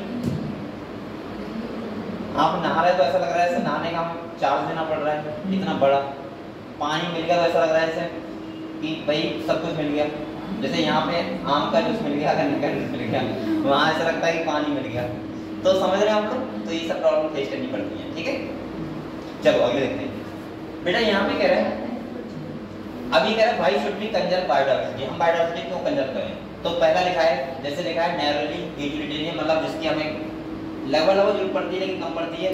इसके बाद लिखा है ब्रॉडली, जिसकी हमें बहुत ज़्यादा जरूरत है, ठीक है, इसीलिए हमें कंजर्व करना चाहिए। तो यहाँ पे जो क्या लिखा है, कह रहा है a arguments for conserving biodiversity are obvious, human drive countless direct economic benefit from nature. जैसे फूड हो गया, क्या हो गया, फूड, क्या आप नेचर से नहीं ले रहे हो, ले रहे हो ना। दूसरा अगर हम बात करें, जैसे आपको फायरवुड हो गया, फाइबर्स हो गया, कंस्ट्रक्शन मटेरियल हो गया, इंडस्ट्रियल प्रोडक्ट हो गया, and product of medicinal importance, यानी कि मैं बोल सकता हूँ कि दवाइयों से लेके, खाने से लेके, और जितने भी सारे हम लोग साधन हैं, जितने सब हैं तो नेचर के ही। आप लोग बताओ, आपके साथ में बेड मिल जाएगा, अगर पेड़ नहीं रहेंगे तो किसका कर रहा हूँ ये नहीं बैठने का, तो बेड हो जाती है सोने के लिए अगर प्लांट नहीं रहेंगे तो ये नहीं मिलेगा तुझे, ठीक है। तो इसके बाद तो ये सारे जितनी भी चीजें होती हैं, आपको पता है कि हम बोल सकते हैं कि पूरी तरीके से हम डिपेंड किसके ऊपर है, प्लांट्स। अगले तो ये छोटी छोटी चीजें हैं, नहीं भी मिलेंगी तो दिक्कत नहीं होगी, फोल्डिंग लेट जाना। इसके बाद अगली बात कर रहा हूँ, जैसे आप अगले कह रहे हैं कुछ प्रोडक्ट हो गए, जैसे टैनिन्स हो गया, लुब्रिकेंट्स, डाइस हो गया, रेसिन्स हो गया, परफ्यूम हो गया, and product of medicine importance more than 25% of the drugs currently sold in market worldwide are derived from plants. सोचो 25% ड्रग्स हैं जो प्लांट से हम लोग लेते हैं, 25%, समझ गए आप लोग। अगले कह रहे हैं 25,000 species of plant contribute to the traditional medicine used by the native peoples around the world. और पूरे धरती पे 25,000 स्पीशीज ऐसी हैं जो खाली किसके लिए यूज हो रही हैं, दवाइयों के लिए, समझ गए। लेकिन बेटा ऐसा होता है, जैसे आप लोगों को नहीं पता है, अब आप लोगों को ये पता है गेहूं कैसे होता है, यहाँ पे गेहूं हो रहा है, आपको पता है धान कैसे होता है, यहाँ धान हो रहा है, आपको पता है गन्ना कैसे होता है, यहाँ गन्ना हो रहा है। बहुत सारे कंट्री ऐसे हैं जहाँ पर यही नहीं पता है गन्ना कैसा होता है, बहुत। अब आपको नहीं पता है मेडिसिनल प्लांट कौन से होते हैं, जैसे उनको ऐसा नहीं पता है गेहूं का प्लांट कैसा होता है। यहाँ तो बच्चा ऐसा नहीं जिसे नहीं पता हो गेहूं का प्लांट कैसा होता है, पता है ऐसा कोई बैठा है यहाँ पे जैसे ये ना बताओ कि गन्ने का प्लांट कैसा होता है, गेहूं का कैसा होता है, धान कैसा होता है, देखा है सब लोगों ने? तो ठीक है, अगली देखो बेटा, कह रहा है nobody know how many more medicinally useful plants there are in tropical rainforest waiting to be explored. With increasing resources put into bioprospecting, genetic spiritual diversity the for product of economic importance nation. अब यहाँ पे सब बताना चाह रहा है कि हमें बहुत सारे ऐसे प्लांट देखने को बचे हैं अभी जो हम लोग समझ सकते हैं, पता नहीं कौन कौन सी दवाइयाँ बन सकती हैं। अगर हम लोग देखें रेन फॉरेस्ट में देखें तो बहुत सारे, मैं आपसे बार बार कह रहा हूँ कि अभी जो ये तुम्हारा अमेजन रेन फॉरेस्ट है इसको हमने पूरी तरीके से नहीं देखा है, और ये बहुत ज़्यादा खतरा है कि वहाँ पे बहुत सारी स्पीशीज ऐसी हैं जो अगर हमें पता भी लगेगा वो खत्म हो जाएंगी तब तक, समझ गए। और देखो कह रहा है बेरोटी की अगर बात करें सबसे पहला तो मैं ऐसे बोलूँगा कि आपको ऑक्सीजन मिल रहा है 20% ऑफ द टोटल ऑक्सीजन का अर्थ एटमॉस्फेयर। आपको पता है टोटल एटमॉस्फेयर की जो ऑक्सीजन हो रही है वो हमें कौन दे रहा है, प्लांट दे रहे हैं, और प्लांट नहीं रहेगा तो ऑक्सीजन कैसे मिलेगा, सही है, फोटोसिंथेसिस से। तो ये तुम्हारा लिए बहुत इंपॉर्टेंट है, तो ये सब पढ़ लेना अपने आप, ठीक है। अब ये कह रहा है how do we conserve biodiversity, हम लोग बायोडायवर्सिटी को कंजर्व कैसे करें। तो यहाँ पे दो नाम आते हैं, एक आता है इन सीटू, एक आता है एक्स सीटू। कौन बच्चा बताएगा इन सीटू क्या होता है? हर साल क्वेश्चन आता है एक, हर साल।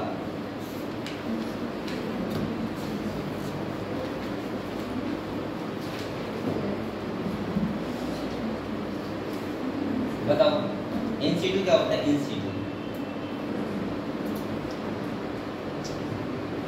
बेटा हर साल क्वेश्चन आ रहा है।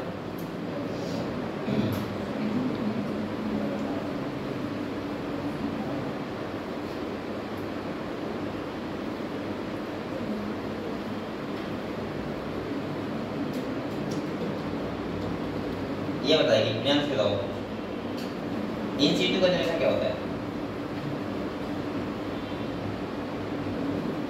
आप लोगों ने बेसिक पढ़ा होगा, नहीं था इसमें आपकी खाना था वैसे ना, तो होगा होना चाहिए, नहीं था।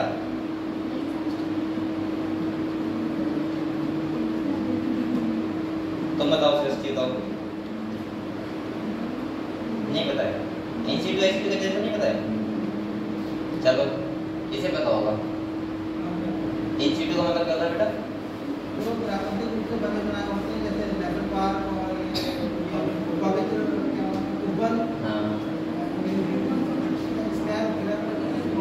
हाँ हॉटस्पॉट जैसे अरावली, गैंटी। अच्छा चलो हम बताएं क्या होता है। इन सीटू का मतलब होता है जो जहाँ पे है उसको वहीं पे हम सेफ रखें, आया समझ में। एक्स सीटू का मतलब क्या होता है? जो जहाँ पे है हम दूसरे हैबिटेट में रखें उसे। जैसा कि हम लोग जंगल है, ये जंगल है, ये हमारा वाला जंगल है, इसको अगर हम यहाँ पे कोई स्पीशीज को बचाएं किसी टाइप से तो ये कौन सा कंजर्वेशन होगा? In situ. कौन सा होगा? मतलब यहाँ का हैबिटेट में यहीं के स्पीशीज को हम संरक्षण कर रहे हैं तो वो क्या बोलेंगे? In situ. अब जैसे आपने देखा होगा एक्सटीट्यूट का मतलब जू। जैसे आप लोगों ने क्या किया, अब आपको लग रहा है कि यहाँ पे शेर है और वो खतरे में है, अब आप क्या करो उसको ट्रक में रखो और जू में छोड़ाए कि वहाँ वो सेफ रह लेगा आराम से, तो उसका अदर हैबिटेट नहीं हो गया, और अदर हो गया तो वो कौन सा मिशन हो गया? Ex situ. कौन सा हो गया? तो इन सीटू का मतलब होता है जो जहाँ है उसको वहीं रखो, और एक्स सीटू का मतलब होता है जो जहाँ जिसका मतलब नेचुरल हैबिटेट से अलग हैबिटेट में रखना, वो क्या होगा? Ex situ. क्लियर? क्लियर हुआ? तो अब आपको समझ जाओगे इन सीटू का मतलब क्या होता है। मतलब जो जहाँ है नेचुरल हैबिटेट में, और इन सीटू का मतलब नेचुरल से अलग वाले हैं। क्लियर हो बेटा? तो देखो यहाँ पे इन सीटू का मतलब जैसे यहाँ पे कह रहा है faced with the conflict between development and conservation, many nations find it unrealistic and economically not feasible to conserve all their biological wealth. लेकिन क्या the number of species waiting to be safe from extinction for exceed the conservation resources available. On a global basis, the problem has been addressed by eminent conservation there and for maximum production certain biodiversity hotspot. अब देखो यहाँ पे बात सुनो मेरी, यहाँ पे ऐसे कह रहा है बहुत सारे देश ऐसे होते हैं जो क्या करते हैं कि अब वहाँ की अपनी बायोडाइवर्सिटी बचा नहीं पाते हैं, उनके पास इतने सारे रीजन नहीं होते, इतने सारे तरीके नहीं होते, फाइनेंशियली वो बहुत बेकार होते हैं, सही है? तो वहाँ पे वो इन सीटू कंजर्वेशन कर सकते हैं। इन सीटू जानते हो, जो जहाँ है उसको वहीं बचा के रखो। जैसे हॉटस्पॉट का नाम यहाँ पे आया है, हॉटस्पॉट का जानते हो क्या होता है? डाटा नाम क्या करना अरे हॉटस्पॉट नहीं होता है मोबाइल में, हॉटस्पॉट का तो होता है, उसका मतलब क्या होता है? आप हॉटस्पॉट कब ऑन करते हो? डाटा लेने नहीं है। यहाँ पे हॉटस्पॉट का मतलब अलग है। यहाँ पे हॉटस्पॉट का मतलब है कि जहाँ पे जैसे सपोज मानो कि जहाँ पे कोई एक एरिया है, वहाँ पे तुम्हें लग रहा है कि आने वाले टाइम में स्पीशीज खत्म हो जाएंगी, तो हमने उसको क्या बना दिया? हॉटस्पॉट। हॉटस्पॉट मतलब होता है वहाँ ना कोई जाएगा घूमने के लिए, ना कोई वहाँ पे कोई कुछ अपनी तरफ से कुछ नहीं कर सकता, वहाँ वही एरिया में वही एनिमल रहेंगे बस, उसे बोलते हैं हॉटस्पॉट। समझ गए? जहाँ पे एक्सटेंशन के खतरा क्या होते हैं? बहुत ज़्यादा होते हैं। हमें लगता है कि वहाँ पे स्पीशीज वजह से, आपने देखा होगा अभी कोरोना आया था तो कुछ एरिया हॉटस्पॉट के रूप में बना दिए थे, जैसे हाँ जैसे कह रहे जैसे अभी मान लो इधर देखो, जैसे पीलीभीत है मान लिया, अब आपको लग रहा है कि नहीं उसके 10 केस निकल आए कोरोना के, अब उन्होंने क्या किया? चार ऐसा हुआ नहीं था, मैं बता रहा हूँ खाली, चारों तरफ से उन्होंने क्या किया? रोड बंद कर दिए, यहाँ वहां से ना तो कोई बाहर जाएगा ना वहां से अंदर जाएगा, तो वो क्या हो गया? हॉटस्पॉट। समझ गए? तो देखो यहाँ पे देखो यहाँ पे देखो कह रहा है biodiversity hotspot region with very high level of speciesness and high degree of endemic, this that is species confined to the region and are not found anywhere else. कह रहा है initially 25 biodiversity hotspots were identified but subsequently 9 more have been added to the list. 9 कितने list में added हैं, और कह रहा है bringing the total number of biodiversity hotspot in the world कितने? 34। इसको अंडरलाइन कर दो, एक क्वेश्चन पूछ सकता है, ठीक है? और हॉटस्पॉट बताओ भाई, हॉटस्पॉट बताओ इन सीटू हुआ ना कि जहां इसने ज्यादा देखी स्पीशीज और लग रहा है खतरे में है तो वहीं हॉटस्पॉट बना दिया, मतलब वहीं का स्पीशीज वहीं पे सुरक्षित है। सही है? अब ये कह रहा है these hotspot are also region of acid habitat loss, 3 of these hotspot, इसमें वेस्टर्न घाट हो गया, मैंने कल बताया था आपको वेस्टर्न घाट में ज्यादा स्पीड होती है कंपेयर टू ईस्टर्न घाट, बताया था। तो वेस्टर्न घाट क्या है? एक हॉटस्पॉट की तरह है, और वहां पे हम लोग देखने घूमने नहीं जा सकते। अगले कह रहा है western Ghat and Sri Lanka, Indo Burma and Himalaya और कवर और कंट्री एक्सपीरियंसली हाई बायोडाइवर्सिटी रीजन। ये कैसे हैं? जहाँ पे बहुत ज्यादा बायोडाइवर्सिटी रीजन है। हिमालय हो गया, इसके बाद तुम्हारा ये हो गया इंडो बर्मा, जो वो सॉरी एक वेस्टर्न घाट हो गया और इंडो बर्मा, ठीक है? ये क्या है? तुम्हारे हॉटस्पॉट है, और यहाँ पे हम बोल सकते हैं बहुत ज्यादा स्पीशीज रिचनेस है।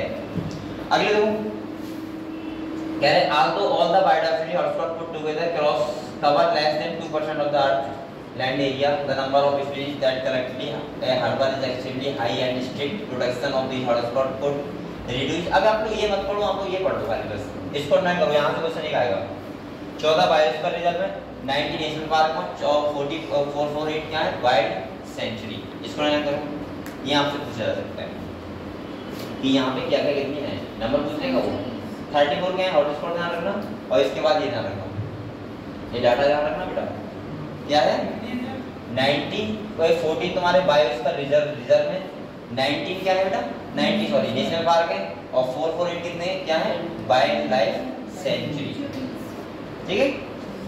इनका नंबर याद रखना बस खाली, कितना है, और वो नहीं पूछ सकता ये बात। अरे अभी मैं आपको एक करके दिखा रहा हूँ, ठीक है? सब दिखाऊंगे, हॉटस्पॉट दिखाऊं, देखो गूगल पे है, चलो थोड़ा आपको वो कर पाते हैं। आ जाए ये क्या आ रहा है भाई? ये क्या देख रहे हैं यहाँ पे? व्हाट्सएप में क्या बताऊँ बताओ? वेस्टर्न घाट दिखाएं?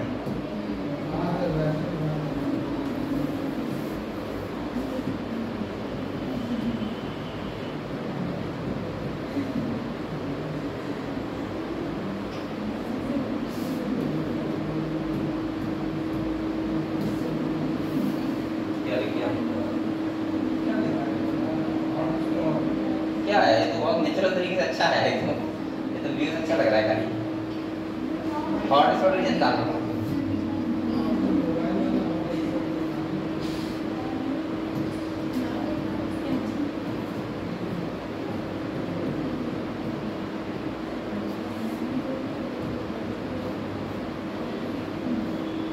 ये तो नक्शा लगा रहे हैं, दिखाएंगे नहीं।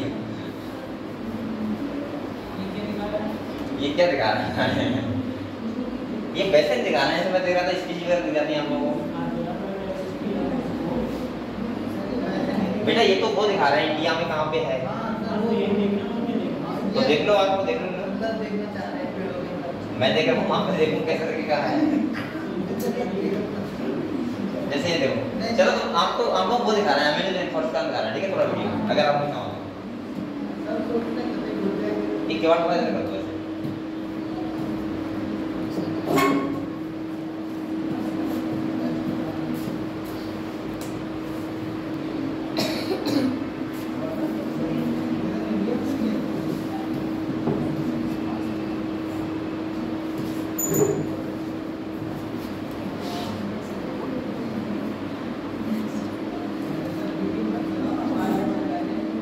कोई बात नहीं।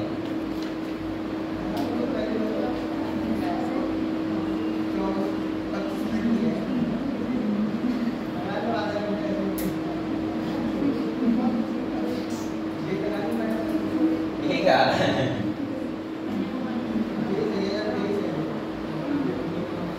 हिंदी में वो समझ में आएगा ना, लेकिन इंग्लिश में होगी। हैं?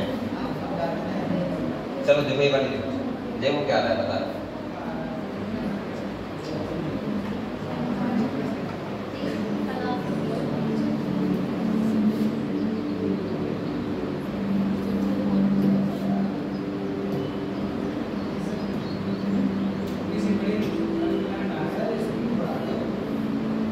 बढ़िया इसमें चलाए ना, चल जाएगा इसमें।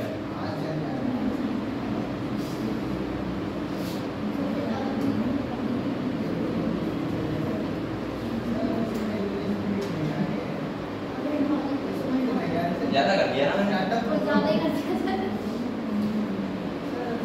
आ गया।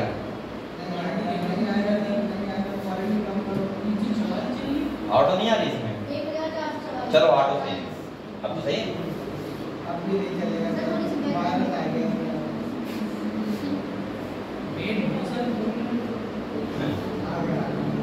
ये है अमेज़न रेन फॉरेस्ट, सही है। और जो मैं बता रहा था कि कितने एरिया में है, 14% एरिया में था, और जो रह गया है 6% में, ठीक है। ये इतना बड़ा है, 12 से भी बड़ा है मतलब, तो जो कुछ एक बार से जैसे मैं आपको बता दिया है, देखिए वो दिखाएगा सब कुछ।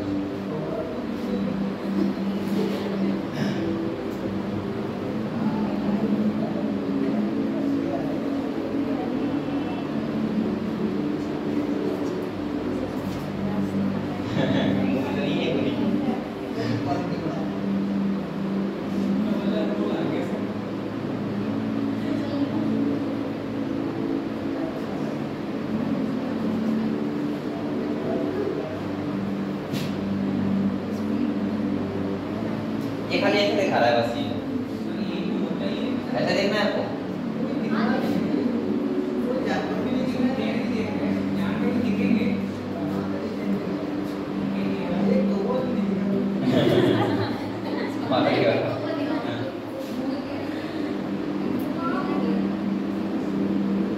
ये सब कैमरे से देख फोटो है, ठीक है।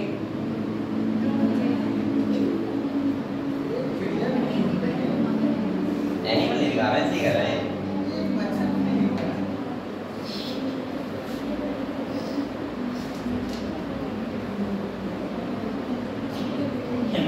गाली वाला तेरे से ठंडा हुआ है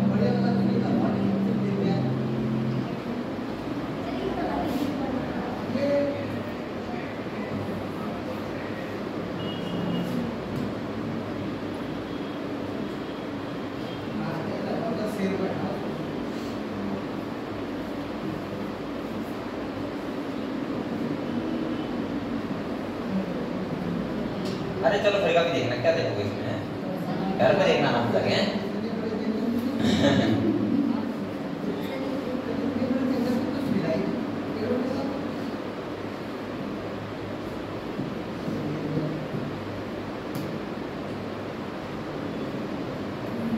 फिर भी कोई अच्छा नहीं आ रहा है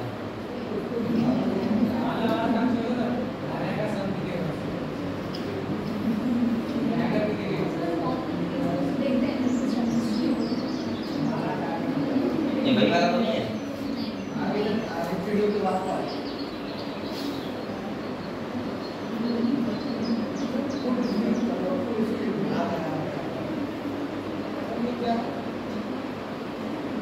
ये एनिमल तो आपको पहचान भी नहीं पाओगे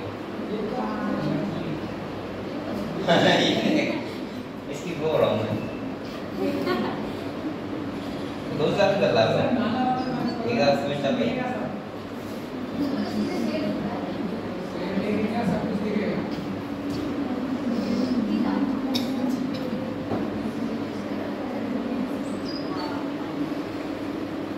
देखा कुछ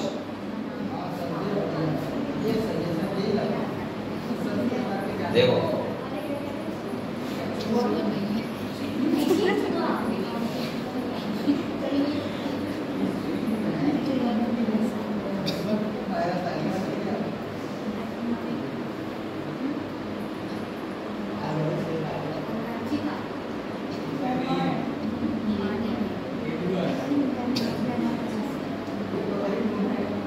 ये ऐसे चलेगा तो कैसे बताएगा भाई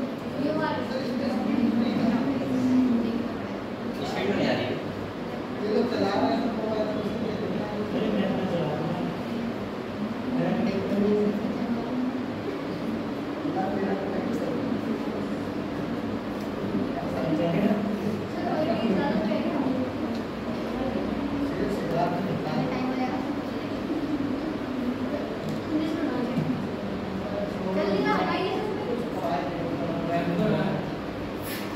तुम लोग कुछ नहीं कर नहीं पता है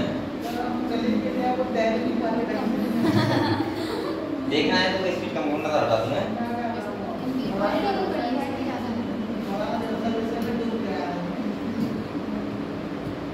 इसका देखिए क्या पता नहीं कैसा वाईफाई सही नहीं चलता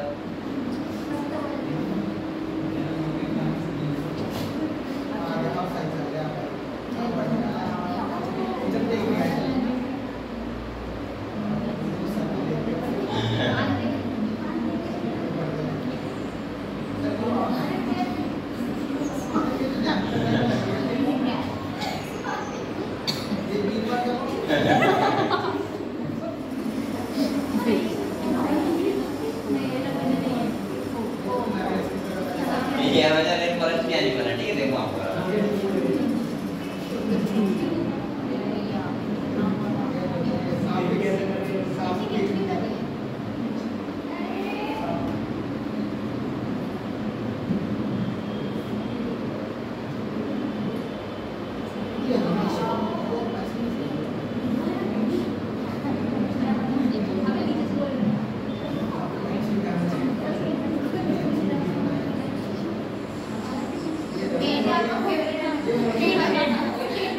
ये मेरा क्या है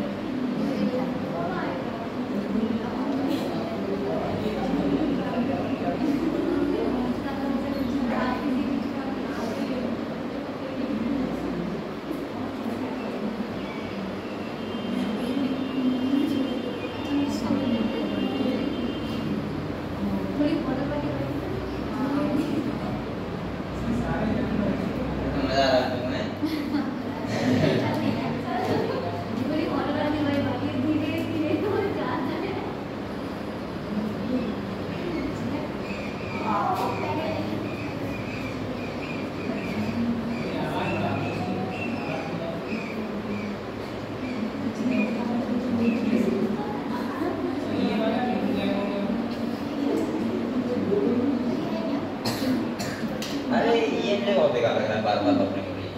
सर मुझे और कम कर दे भाई। फिर तुम्हें अच्छा नहीं लगेगा एक दिन।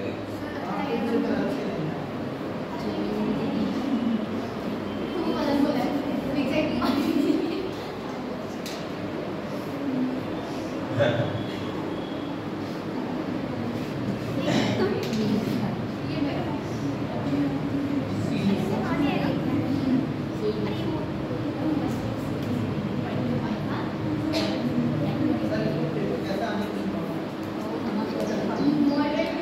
नीट का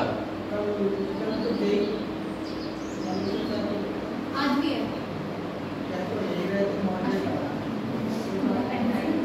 आप लोग पढ़े लिखे हो मेरे से बैलेंस में बहुत जगह मुझे बोला है सही है ये आज खत्म हो रहा है वीडियो दिखा रहा हूँ अभी कब से रिलीज कर रहा हूँ ठीक है वीडियो दिखाऊंगा अभी ये थोड़ा टाइम मिला तो हम खत्म करो वीडियो दिखा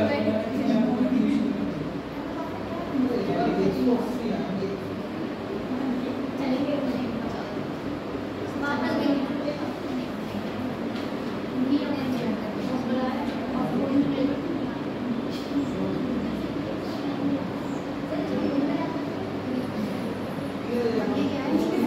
ये क्या है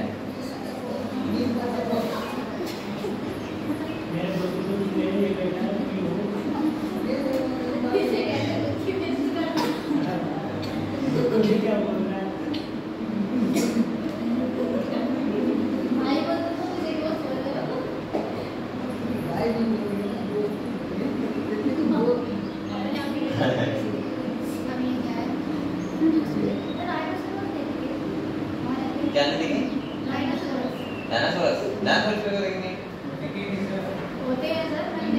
अमेज़न में डायनासोर तो खत्म हो गया अच्छा वो तो अभी देखेंगे ये देखो क्या है बताने ये ब्राउन लग रहा है ना ब्राउन है रेटिवस अच्छा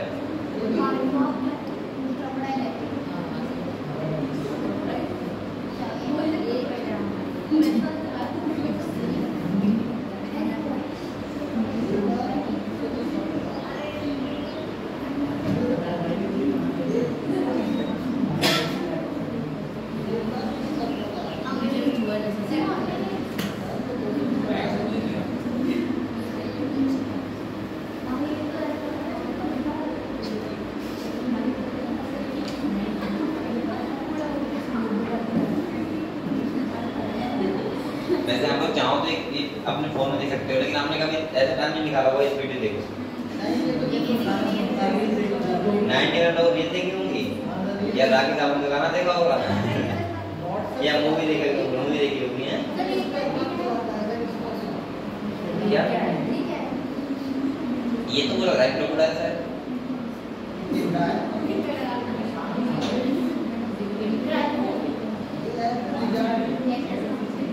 ये रिचार्ड है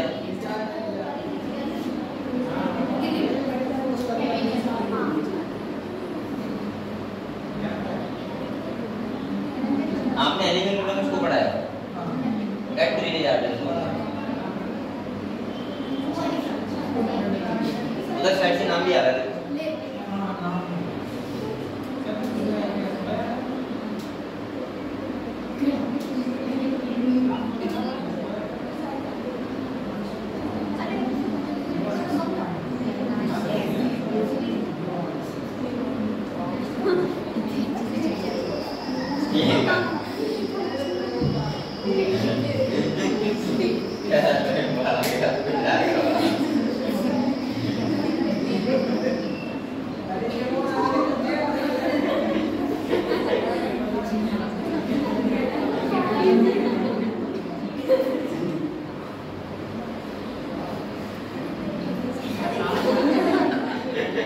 ये एनिमल कैसे करते हैं ये देखना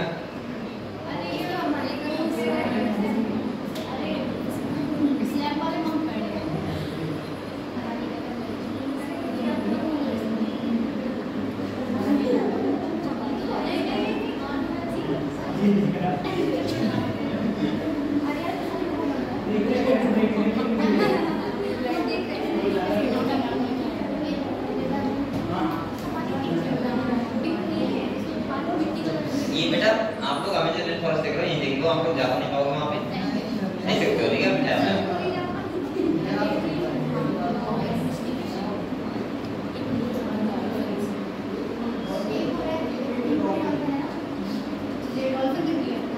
जो दिख रही है इधर पीछे बैठो पीछे।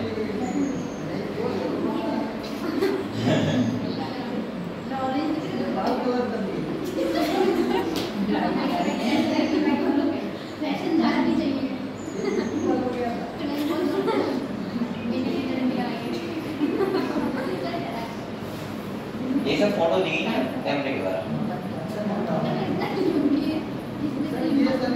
ये बेटा सब बोलने जा रहा है, ड्रोन का होगा। ये ऐसा नहीं बोल रहा है कि तो फिल्म चल रही है वो आर्टिफिशियल है, ओरिजिनल हैं। हाँ कुछ जो जहाँ पहुँचती वहाँ नहीं होगा ऐसा होगा। तो वहाँ कोई जाएगा तो क्वालिटी तो बेस्ट होगा ही।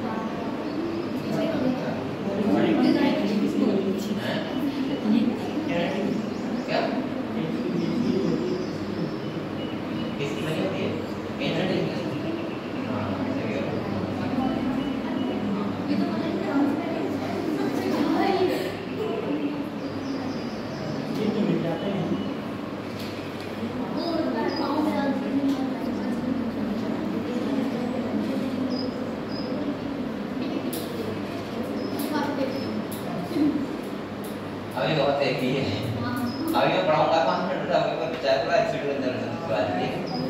अभी मैं इसलिए दिखा रहा हूँ कि थोड़ा जो बचा है, इसके बाद तुम्हारा और आप लोग कोशिश करना नहीं, आप लोग कोशिश करना कल से आप लोग फर्स्ट वाली को स्टार्ट कर दो, ठीक है। और plant kingdom management kingdom 2 chapter आप क्वेश्चन लगाना और उसको पढ़ के आना, और जो आपके डाउट हो उससे में आके पूछ लेना, ठीक है।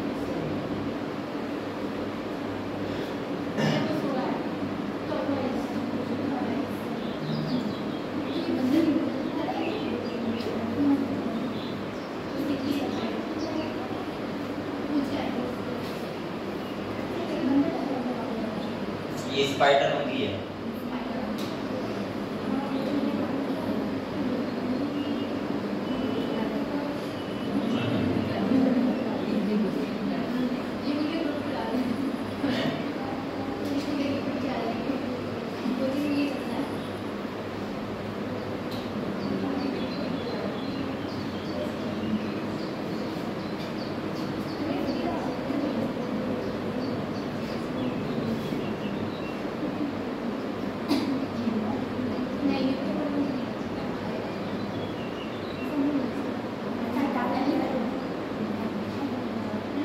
अब आपने ये सारे एनिमल नहीं देखे होंगे, आप लोग ये दे सकते हो खाली।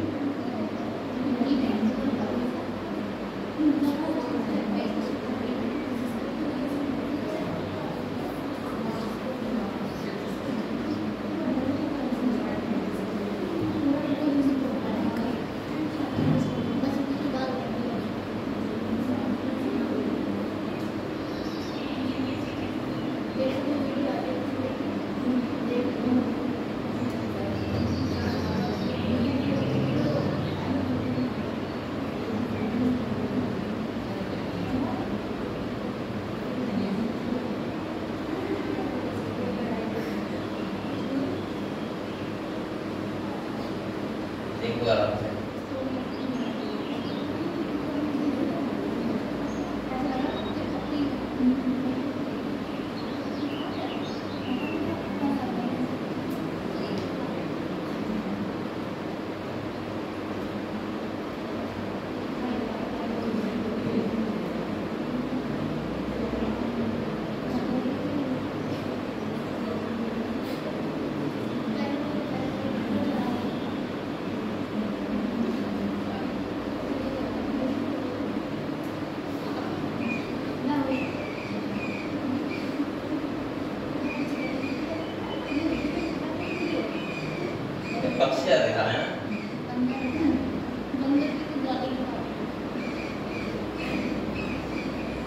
पता नहीं सही चीज दिखा रहा है।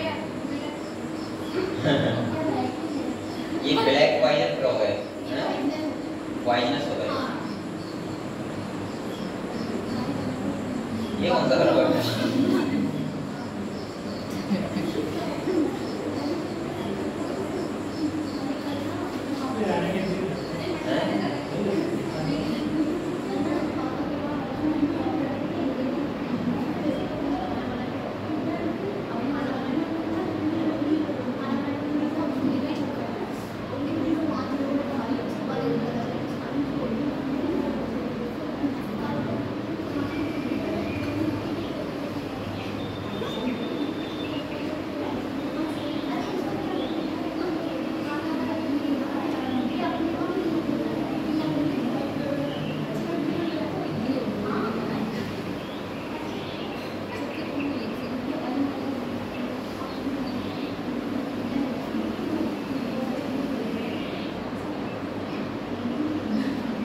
मैं आपको यूज करूंगा ना जितनी ज्यादा बायोलॉजी में जो भी आपको ऐसे दिखा सकूंगा चीजें तो जरूर दिखाया करूंगा इसमें ना, जिससे आपको इंटरेस्ट आएगा उस चीज। जैसे एनिमल पढ़ा रहा है तो आपने बहुत सारे एनिमल को देखा नहीं है ना, और जब एक बार देख लोगे कि एनिमल ये है तो आपको ज्यादा अच्छे से तैयार होगा ना।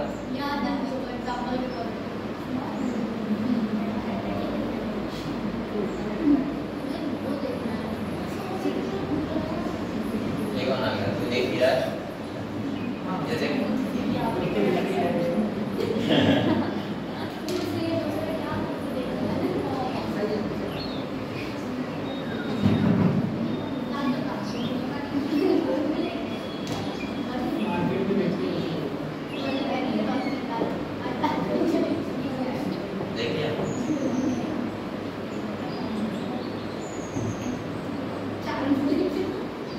बहुत बड़े से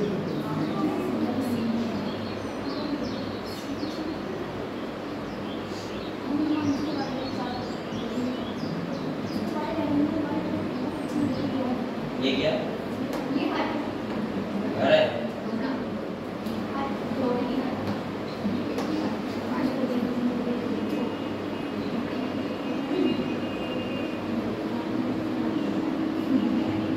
हमको अच्छी गाना उधर क्या दिखा अच्छा लग रहा है।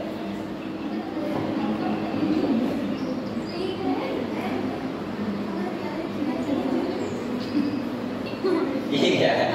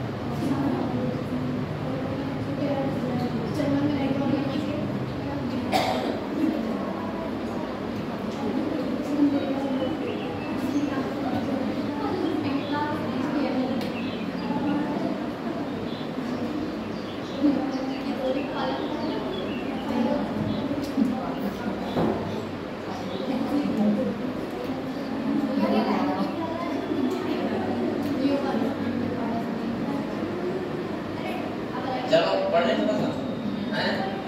पढ़ लें चैप्टर खत्म कर दें, ठीक है?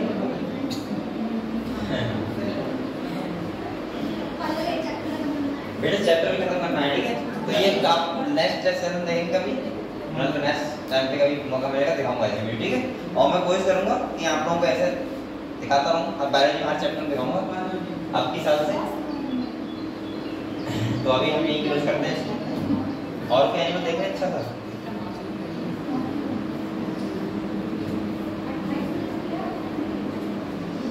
चलो आप लोग पढ़ते रहो, ठीक है?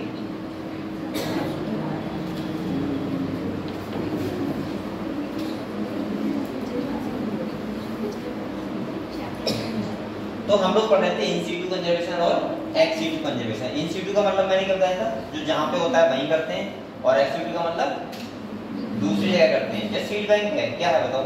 X situ. जू है, क्या है? Ex situ. इन सीटू में आप लोग मैंने बोला था ये नंबर ध्यान रखना बेटा, ये क्वेश्चन आ सकता है, बहुत इंपॉर्टेंट है। सही है। 14 क्या है बायोस्फीयर रिजर्व, 19 नेशनल पार्क और 48 क्या है वाइल्ड लाइफ सेंचुरी। ये ध्यान रखना है आपको। इसके बाद यहाँ लिखा है such sacred grove are found in Khasi and Jaintia hills in Meghalaya, Aravalli hills of Rajasthan, western घाट region of Karnataka and Maharashtra and the Surguja Chanda and Bastar area of Madhya Pradesh. In Meghalaya the sacred grove are the last refuge for the large number of rare and threatened plants.